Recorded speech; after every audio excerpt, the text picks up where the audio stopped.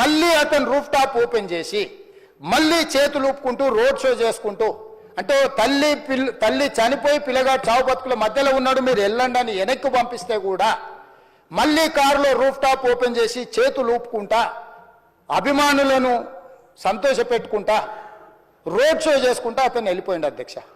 పోలీసులు కేసు చేసిరు. కేసు మీద థియేటర్కి సంబంధించిన కొంతమందిని అరెస్టు చేసిరు. అరెస్టు చేసి 10-11 రోజుల తర్వాత పోలీసు హీరో గారింటికి వెళ్ళిండ్రు. మీరు కూడా కేసులో A11 మీ మీద కేసు ఉందని చెప్పడానికి పోలీసులతో దురుసుగా ప్రవర్తించిండు. మీరు ఆ వీడియోలన్నీ కూడా చూసిండ్రు. ఆ పరిస్థితిలో చట్టాన్ని అమలు చేసే పోలీసులు ఆల్రెడీ ప్రాణాలు పోయినాయి. ఒక నిరుపేద తల్లి చనిపోయింది, కొడుకు చావు బతుకుల మధ్యలో ఉన్నాడు. ఆ రోజు కోర్టుల కేసులు కూడా వస్తున్నాయి. కోర్టుకు కూడా మీరు విచారణలు ఏం చేసిండ్రని కోర్టుకు కూడా పోలీసులు జవాబు చెప్పాల్సిన పరిస్థితి ఉండే అధ్యక్ష.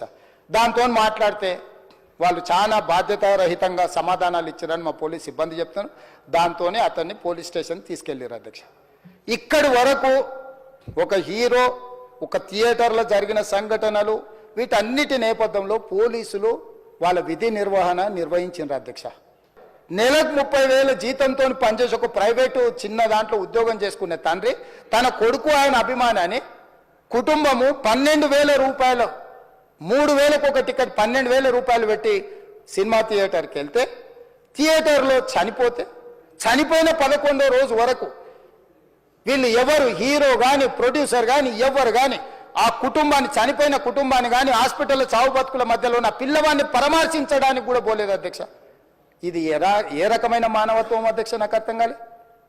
ఇలాంటి మానవత్వం లేకుండా వ్యవహరించిన వాళ్ళను పోలీసులు విధి నిర్వహణలో భాగంగా పోలీస్ స్టేషన్కు తీసుకెళ్తే ఒక ఆయన ట్విట్టర్లో పెడతాడు అడ్డగోలుగా 10 ఏళ్ళు మంత్రి చేసి ఉద్యమాలు చేసినామని చెప్పుకునేటోళ్ళు, ఉద్యమాల సమయంలో సినిమా షూటింగ్లో జరగొద్దని దాడులు చేసిన వ్యక్తులు ఇవాళ అతను భగవత్ స్వరూపుడు, అసలు అతన్ని పోలీసులు ముట్టుకుంటారా?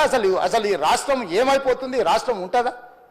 ఈ రకంగా రాజకీయ పార్టీలు అధ్యక్ష, రాజకీయ పార్టీలు ప్రజాప్రతినిధులుగా చనిపోయిన ప్రాణాల విలువ లేకుండా చావుకు కారణమైన ప్రత్యక్షంగా పరోక్షంగా అయిన వాళ్ళని పోలీస్ స్టేషన్కు విచారించడానికి పిలిస్తే కూడా అది కూడా తప్పుపట్టి ప్రభుత్వాన్ని బద్నాం చేయాలి, ముఖ్యమంత్రిని తిట్టాలని ఎంత నీచమైన భాష వాడింది అధ్యక్ష. యూట్యూబ్లలో మీరు చూడండి. నాకేముంటుంది అధ్యక్ష? ఏంది ఆ సినిమాకు స్పెషల్ రిలాక్సేషన్స్ ఇచ్చి ఇవాళ సినిమా ఏదైతే వ్యాపారం చేసిందో సినీ పరిశ్రమను ప్రోత్సహించాలని మొదటి వారం అత్యధికంగా సినిమా ధరలతో టికెట్లు అమ్ముకోవడానికి, స్పెషల్ షోలు వేసుకోవడానికి, బెనిఫిట్ షోలు వేసుకోవడానికి ప్రత్యేకమైన అనుమతులు ఇచ్చింది నా ప్రభుత్వమే కదా, మా ప్రభుత్వమే అధ్యక్ష. సినీ పరిశ్రమను ప్రోత్సహించాలనే మా విధానం. ప్రోత్సహించే క్రమంలో తెలంగాణ ప్రజల ప్రాణాలను తీసుకోమనే, ప్రాణాలు తీసుకుంటే కూడా వాళ్ళని ఏమనొద్దానంటే మీరు లా చేయండి అధ్యక్ష. మరి స్టేట్కు లా అథారిటీ ఉందో లేదో నాకు తెలియదు, కానీ star, film star, super stars or political stars is having some special privilege. If they murdered anyone also we need not to prosecute or otherwise we need not to book any case against these personalities అని మనం మీరు చట్టం చేస్తా అంటే సినీ ప్రముఖులకు కానీ రాజకీయ ప్రముఖులకు కానీ స్టార్లని ఫీల్ అయ్యే వాళ్ళ పట్ల ప్రత్యేకమైన చట్టం ఉంటుంది. వాళ్ళ మీద కేసులు పెట్టొద్దని మీరు ఏమైనా చట్టం చేస్తే ఆ చట్టం అమలు చేస్తాం అధ్యక్ష.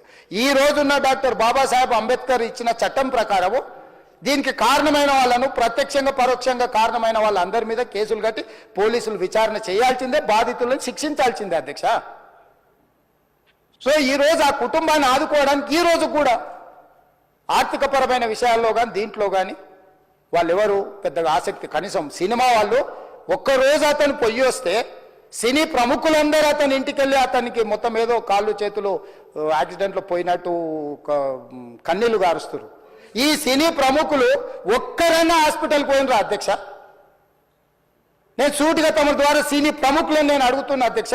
తల్లి చనిపోయి 9 సంవత్సరాల పిల్లగాడు బ్రెయిన్ డెడ్ అయ్యి ఆక్సిజన్ అందక 20 రోజుల నుంచి హాస్పిటల్లో కోమాలో ఉంటే ఈ సినీ ప్రముఖులు ఒక్క రోజు కోసం పోలీస్ స్టేషన్ పోయిన ఇంటికాడ క్యూ కట్టి ప్రభుత్వాన్ని తిడుతున్నారు, నన్ను తిడుతున్నారు, అతన్ని పరామర్శిస్తున్నారు. ఏమైంది అధ్యక్ష? అతను కాలు పోయిందా, కన్ను పోయిందా, చేయి పోయిందా, ఏమైనా కిడ్నీలు దెబ్బతిన్నా, ఏమైంది?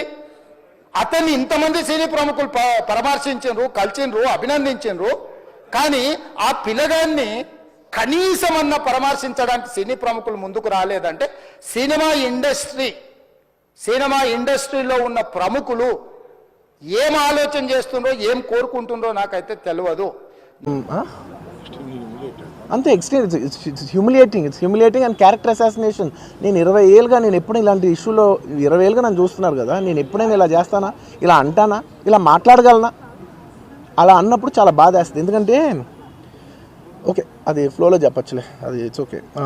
ఎనీవేస్ జరిగిందంతా మాత్రం చాలా, there is a lot of wrong information going on, there is a lot of misinformation, lot of false allegation, especially నా క్యారెక్టర్ అసాసినేషన్ చేసేసరికి.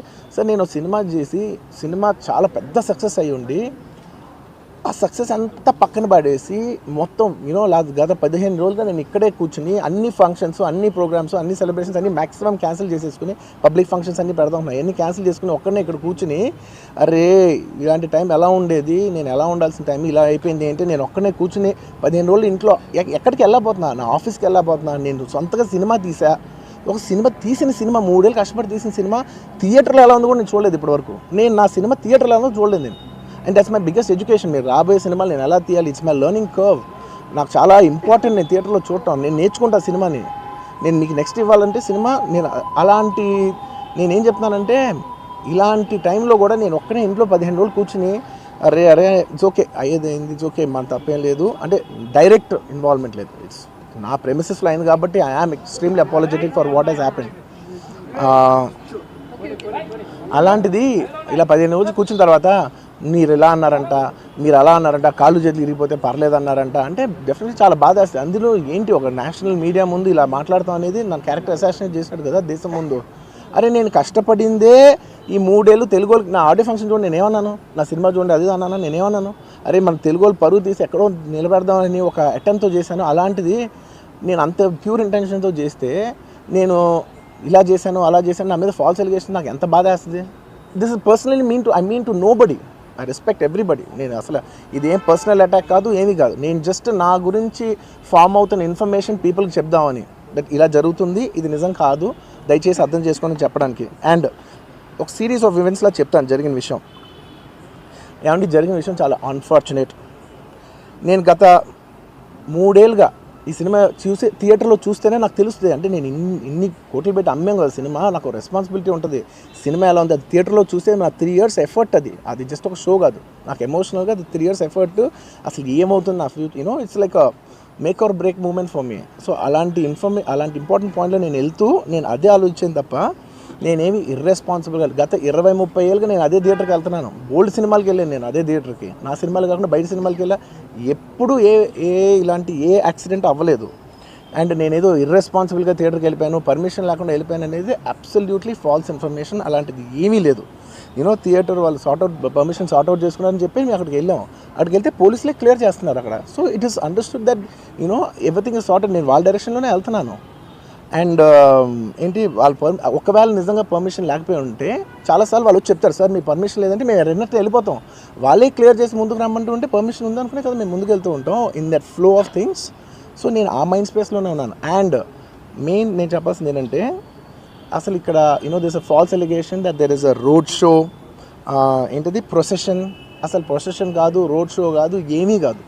జస్ట్ థియేటర్ ఇక్కడ ఉన్నాను, అక్కడ theatre just couple of yards away from the theatre. అది అసలు road show కాదు, ఏమీ కాదు. కార్ అలా వెళ్తూ ఆగిపోయింది. ఒక పాయింట్ తర్వాత ఎంత జనం కూడిపోతారంటే అండి, మీరు కనపడితే కానీ జనం వెళ్ళరు. బౌన్సర్లు కానీ ఎవరన్నా పోలీస్ కానీ అందరూ అడుగుతారు, సార్ మీరు ఒక్కసారి వేవ్ చేసాను సార్ వాళ్ళు వెళ్ళిపోతారంటే మేము మామూలుగా ఎప్పుడు బయటకు వచ్చి అందరికి వేవ్ చేస్తాం. అది నేనే కాదు, ఎనీ లీడర్ ఎనీ సెలబ్రిటీ ఎవరైనా అడగండి, మనం వేవ్ చేస్తేనే వాళ్ళందరూ జరుగుతారు. ఓకే చూసాం, ఒక సాటిస్ఫాక్షన్ ఉంటుంది, అప్పుడు దే స్టార్ట్ మూవింగ్ అవే. ఆ దీని మీద చేశాను. And it's also respect. ఇంత వేల మంది చూస్తానికి వచ్చినప్పుడు నేను నా కార్ లోపల టెంటెడ్ కార్ లోపల దాక్కుని కూర్చుని ఉన్నా. బట్ అంతమంది అంతమంది వచ్చినప్పుడు వాళ్ళకి ఏం కావాలి, హీరోది ఒక గ్లిమ్స్ కావాలి అంతే. అది కూడా ఇవ్వకపోతే నేను ఎంత యారగెంట్ కింద ఉంటుంది. ఇంతమంది ప్రేమ చూపిస్తే నేను కాళ్ళు కూర్చున్నారులే అనుకుంటాను నేను. అరే నేను బయటకు వచ్చి ఒక్కసారి వాళ్ళందరికీ థ్యాంక్ యూ ప్లీజ్ పదండి ఇలా అంటుంటాను. మీరు చూడండి నా జస్టిస్ అని చూడండి, ఇలాంటే ఇలా పదండి అంటే నేను చెప్తేనే వాళ్ళు వెళ్తారు. అది పోలీసులు కానీ బౌన్సర్లు కానీ అందరూ మేనేజ్మెంట్ అందరూ అడుగుతారు, సార్ మీరు చెప్తేనే వింటారు, ఒక్కసారి మీరు చెప్పండి అంటే మేము వచ్చి బయటకు వచ్చి ఇలా వేవ్ చేసి ఇలా అంటే వాళ్ళందరూ జరుగుతూ ఉంటారు. That is how we went into the theatre. And థియేటర్కి వెళ్ళిన తర్వాత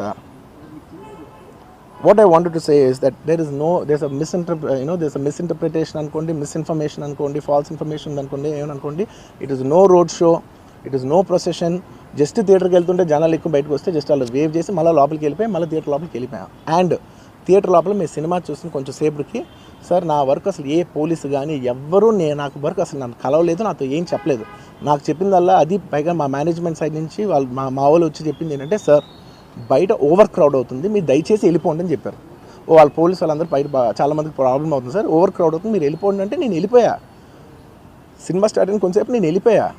నేను మా వైఫ్ అందరూ మేము బయటకు వచ్చాము అంతే. నాకు అసలు ఆ తర్వాత నెక్స్ట్ డే నాకు తెలిసింది ఒక లేడీ ఇలా ఉందంట, కళ్ళు తిరిగి పడిపోయిందంట, ఆ తర్వాత ఆవిడ పాపం చనిపోయిందంట, ఇలా ఒక కిడ్ ఉన్నాడు అంటే నేను షాక్లో గురయ్యా. అంటే నాకు తెలీదు అసలు, నెక్స్ట్ డే వరకు నాకు అసలు తెలీదు. I had no idea. ఎందుకంటే నేను నా పిల్లోనే పక్కన పెట్టుకున్నా, నా వైఫ్, నా కొడుకు, నా కూతురు థియేటర్లోనే ఉన్నారు. నాకు తెలీదు. నిజంగా అలా జరుగుండి ఉంటే, నాకు తెలిసి ఉంటే నేను వాళ్ళు తీసుకుని వెళ్ళిపోతాను కదా, మినిమం కదా, ఎవరైనా వాళ్ళ పిల్లలు వాళ్ళు తీసుకుని వెళ్ళిపోతారు కదా. నాకు తెలియని కూడా తెలియదు. సరే పిల్లలు వాళ్ళు చూసుకుంటారు, మనం వెళ్ళిపోతే క్రౌడ్ క్లియర్ అయిపోతే, ప్రాబ్లమ్ సాల్వ్ అయిపోతే నేను వదిలేసి వెళ్ళిపోయా. అలాంటిది నాకు తెలిసి కూడా నేను సినిమా చూస్తూ ఉన్నాను, ఇలాంటి ఫాల్స్ అలిగేషన్స్ వస్తే చాలా బాధ వేస్తుంది. పిల్లలు ఉన్నారు సార్, పిల్లలు వదిలేసి వెళ్ళిపోతాను నేను. నా పిల్లలు అంటే ఎంత ఇష్టం తెలుసు, ఎవరైనా ఉంటారు కదా, తీసుకుని వెళ్ళిపోతారు కదా. అలాంటి నాకు క్లూ కూడా లేదు. నేను ఇంటికి వెళ్ళిపోయిన తర్వాత నేను వెళ్ళిపోయిన నెక్స్ట్ డే నాకు మార్నింగ్ తెలిసి ఇలా చనిపోయారంటే షాక్ అయ్యాను నేను. షాక్ ఇమీడియట్గా నేను బాస్కు ఫోన్ చేశాను, మా బన్నీ వాసుకు ఫోన్ చేసి, వాసు ఇమీడియట్గా హాస్పిటల్కి వెళ్ళి వాళ్ళ కలు నేను వస్తానంటే, సార్ నేను మొత్తం అక్కడ వెళ్ళి సెట్ చేసి వస్తాను, వాళ్ళందరూ ఎమోషనల్గా ఎలా ఉన్నారు ఏంటో మనం ఫస్ట్ చెక్ చేసుకున్న తర్వాత మీరు దిగాలి, ఒక నిమిషం ఆగండి సార్.